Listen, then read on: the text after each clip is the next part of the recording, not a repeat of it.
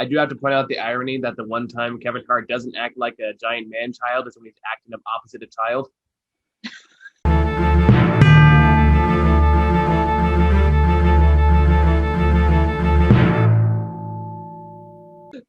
All right, so hi.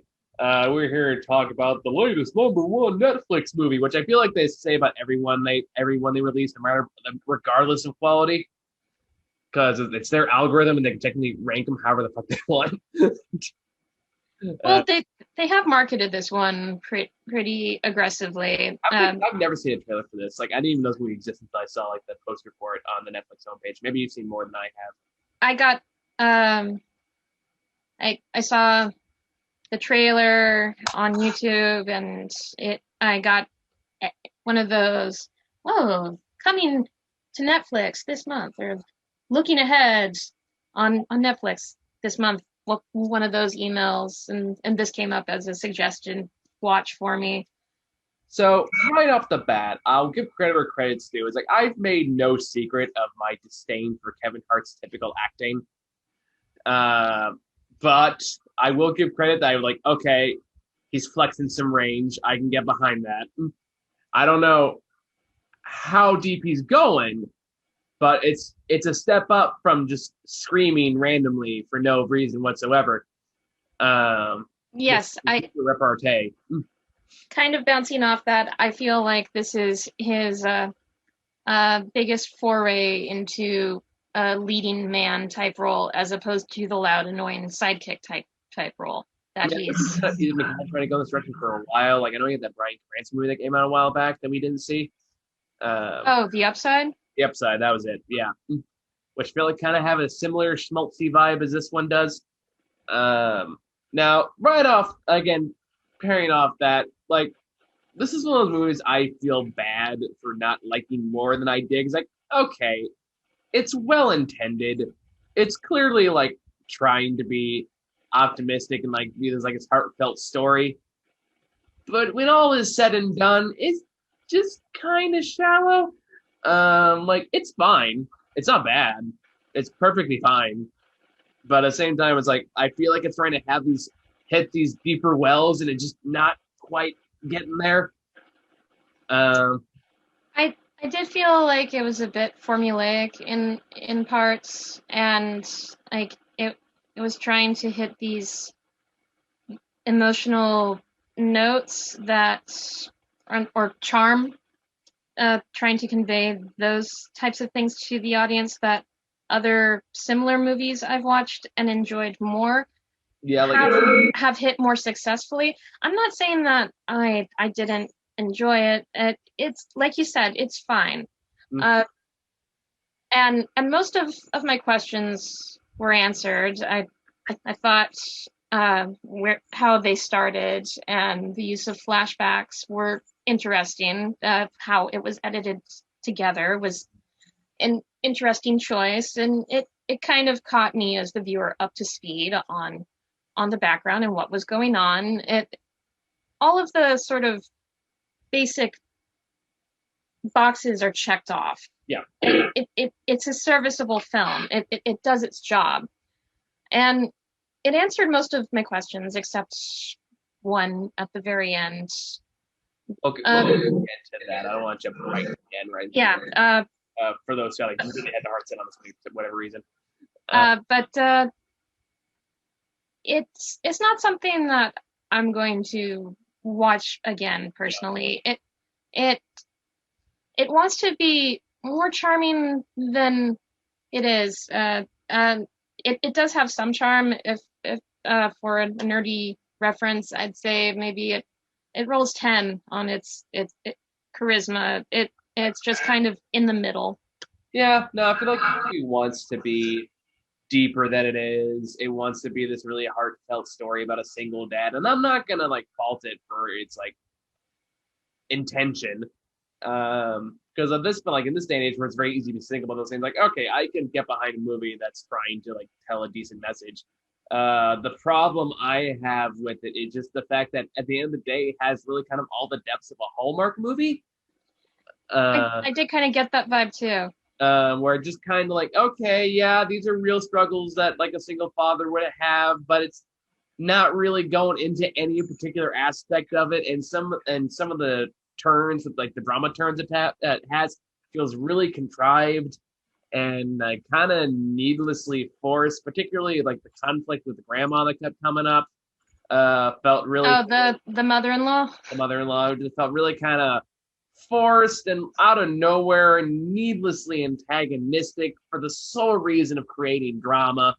I will say I thought this movie was gonna go a lot worse than it ended up doing because they introduced like a deal at the beginning of the movie. It's like if this is like the roundabout third act drama, I swear to fucking God, I was gonna throw something in the screen because I was like, are you fucking serious? You don't need this shit. But thankfully they don't do that. They had restraint. I'm wondering if in a previous draft that was the big thing, but thankfully they didn't go that route. Um, I I did appreciate seeing a single father of color be actively involved in their child's life on screen. I appreciated that stereotype being bucked. And yes, I'm a white girl. Yes, I'm dripping in white privilege. I acknowledge this. I'm just trying to point out what I, as a I get your consumer of of media, appreciated about this film from the start. That this father, careless of uh, his uh, his color, is actively doing his best with a difficult set of circumstances of single fatherhood. Yeah, this movie, at the same time, on that same kind of weird way, though, this movie also has a kind of weird idea of gender roles because for some reason, like, it's not made explicit necessarily, but there's a few moments where they're like, isn't it weird that a man is the one being the single parent? Um, like for example, there's a part where like his daughter has colic and he can't get her to go to sleep.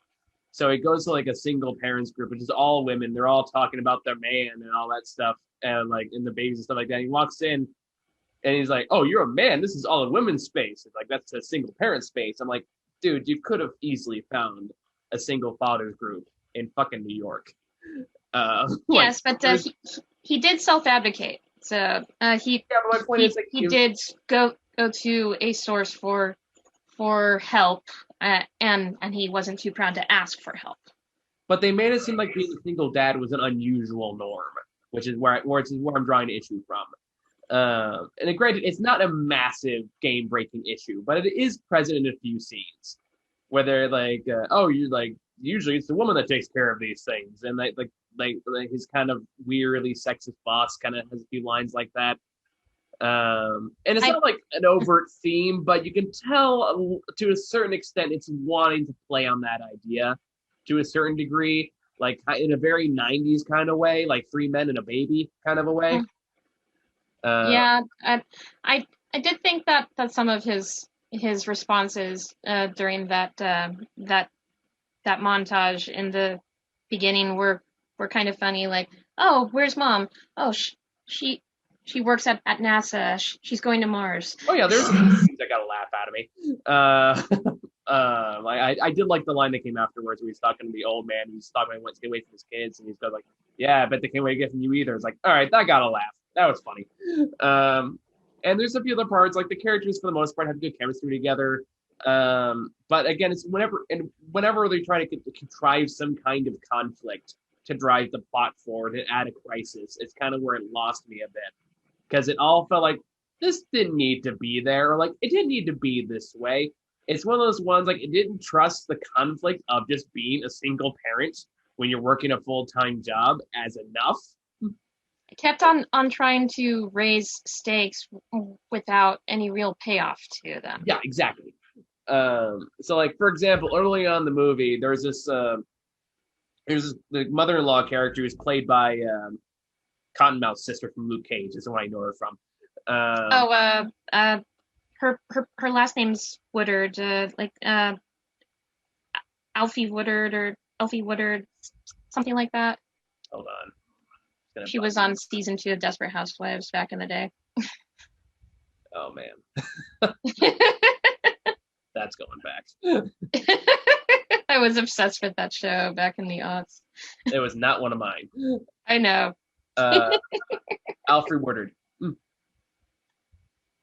AFLRE. Or Yes. ALFRE, yes. Yes.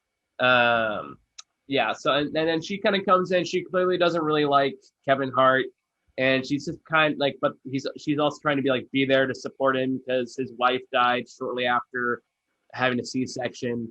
So he's all that the baby has at this point, and then she basically says like right off the bat, like no more than maybe 3 days after they get home from after the funeral. And she starts going like, "You can't raise this baby. You're a terrible parent. Like, we need to go back to Minnesota, and I've decided this for reasons." Well, he's a new parent. Aren't all new parents at first terrible parents because they've never parented before? Well, yeah, that's irrelevant. She's the bitchy mother-in-law character, so she knows best. She's gonna assert her authority. Mm-hmm. That's kind of the contrived bullshit I'm talking about. And like so right off the bat, like there's literally no need for her to be this antagonistic right off the fucking bat. I understood that she missed her adult daughter and she was heartbroken about that, and that her newborn granddaughter was the closest thing, that she wasn't dealing with it in a productive or healthy way. See, like, but again, though, like I don't think that was the intention of the writing. I think that was just them trying to create conflict to drive the plot along and add these kind of unnecessary stakes. Because like there are many ways you could have done that without doing what they ended up doing, which is right at the bat. She said like, "I want you to move to Minnesota." I was like, "I'm not going to do that for obvious reasons." And then she said like, "All right, I'll give you a chance, but if you fuck up, you're going to move back to Minnesota." And he says, "Deal." And I'm like, "Are we really doing this? Is this gonna?" And thankfully, like they kind of follow through on that, but not really. In a way that's kind of weird. But we'll get to that. But like I was really worried they're gonna come to the third act and she was gonna come back and then go like, "You're lost as a parent. I'm taking your daughter," and something like that. Thankfully, it doesn't go that route. Although I'm wondering if there was a draft that did, and somebody said like, "No, this is a terrible idea." Maybe. But that's purely speculative. But then the movie goes on, they kind of have the ebbs and flows. For the most part, he seems like he's doing okay. He eventually meets a woman, another single parent, whose kid. Actually, I don't think she is a single parent. So I don't know. No, she's not a single parent. But she is friends with other single parents, and his friends basically set them up at a kid's birthday party, and very creepily she has the same first name as his dead wife. I mean, that's not really fair. Sometimes you just have to say name as somebody relevant. It's an unfortunate coincidence. That's probably more appropriate. It's also why I vowed never to date anyone that's the same name as my sisters. Good call. That would cause too much confusion in your family. And all kinds of problems I don't want to think about.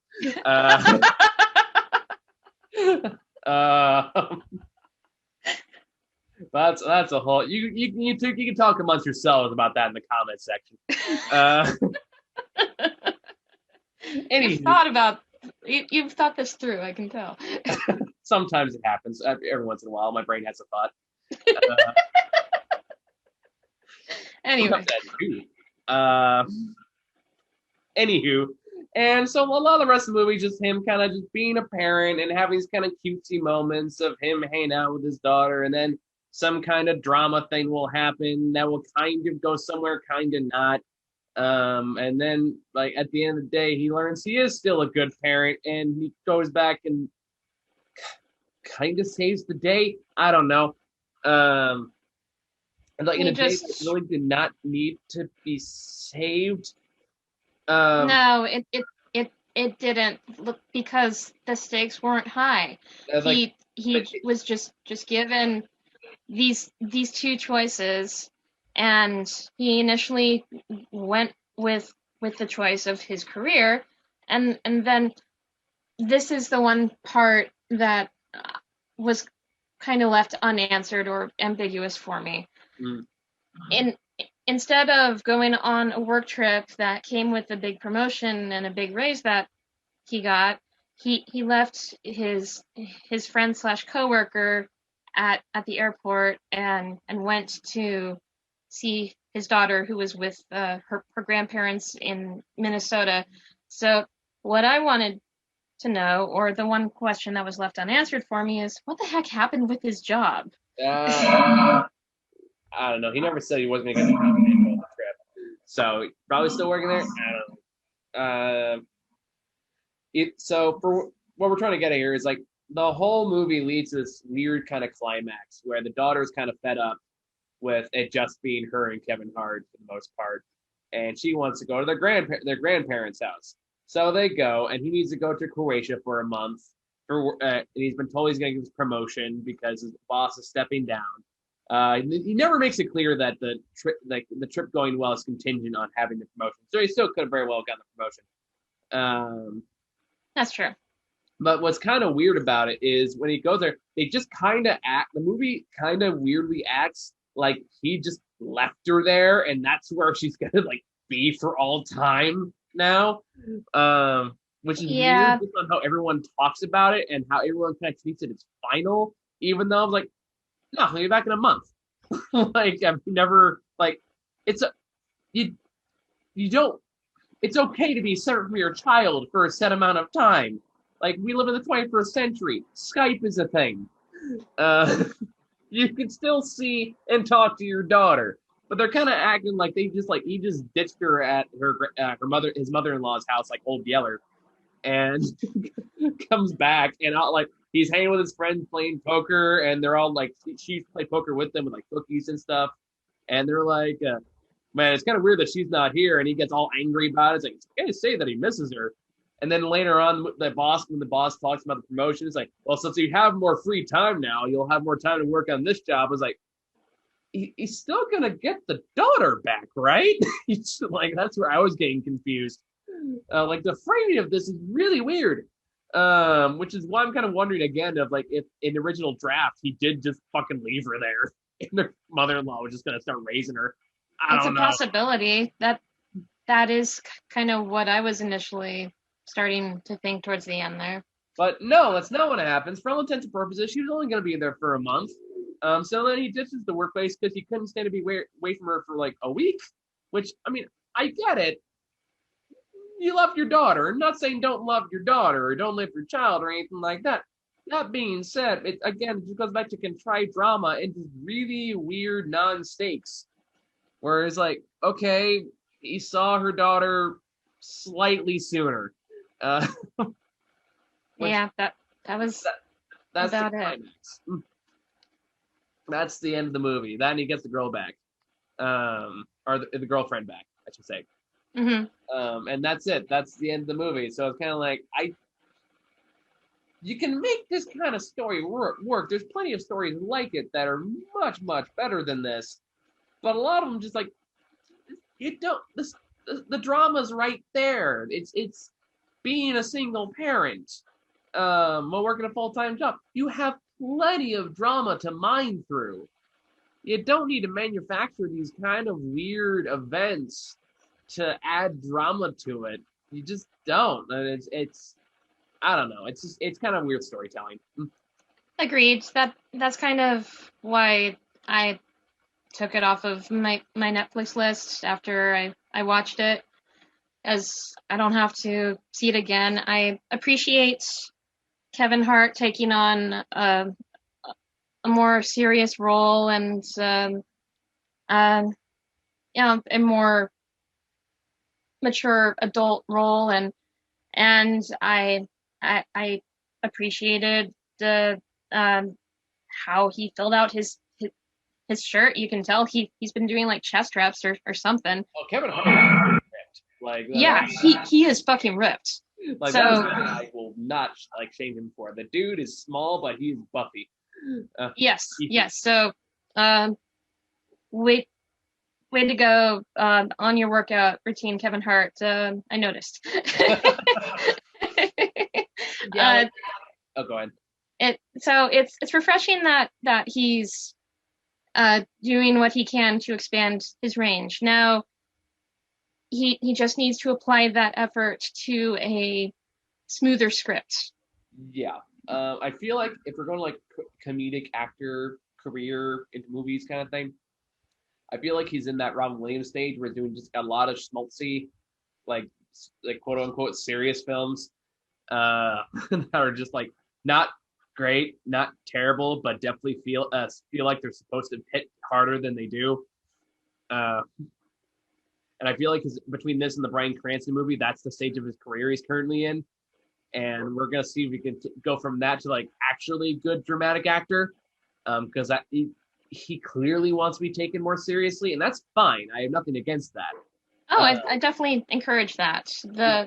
You can do a lot more with, in my opinion, with quiet acting than you can with loud acting. God knows it's a refreshing change of pace. Yes. But yeah, this isn't it. It's a stepping stone, but it's not there yet. So it's one of those things. I'm happy to see he is flexing his range. Now Yes. we'll just see how far he can take that. He just has to find the right screenwriter. Yeah. So I don't really got a lot else to say about this. You got anything else? No, I've said everything that I had to kind of touch on. I feel so bad. I feel like most of our reviews are either it was fine or rage, like no in between, or like on the other side of things. Well, I enjoyed The Woman in the Window more than you did. That is very true. That's extremely true. So yeah, I think that's all we got for this one. I still got to watch Luca. Then since I made Howard watch Peter Rabbit 2 yesterday, I got to watch Wish Dragon. So as penance, because he's seen it and he doesn't like it. He said like, you have to watch it because I need to talk about it. I was like, all right, fine. There you go. I mean, fair is I fair. through 2 Peter Rabbit movies. I think that's fair. Absolutely.